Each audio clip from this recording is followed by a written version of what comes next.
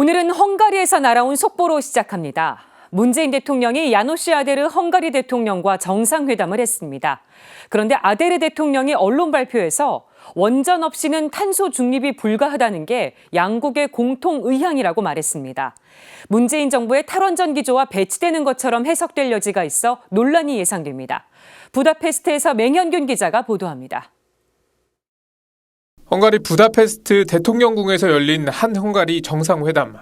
회담이 끝난 뒤 공동 언론 발표에서 야노시 아데르 헝가리 대통령은 한국과 헝가리 양국이 모두 2050년까지 탄소 중립을 약속했다고 말했습니다.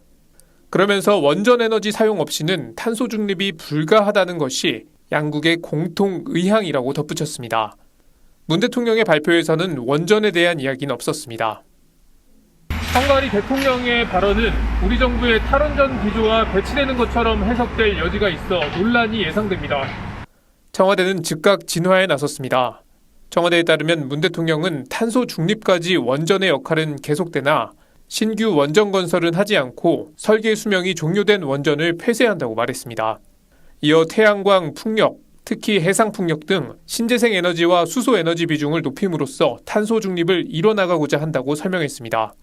핵발전 없이도 에너지 가능하지만 그건 이제 또 외교정책 부분에서의 지원인데 결국은 또 탈원전 지향은 하고 공약은 했지만 결국은 또 지원하냐 또 수출하냐 이런 식으로 이제 환경단체들에서는 분명히 비판을 받겠죠.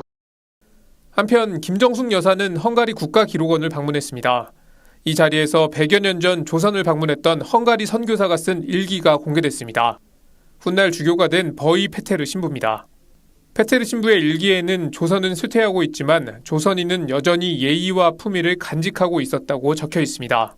또한 이 민족과 국가에게 미래의 중요한 역할이 기다리고 있음을 나는 항상 확신하고 있다고 적었습니다.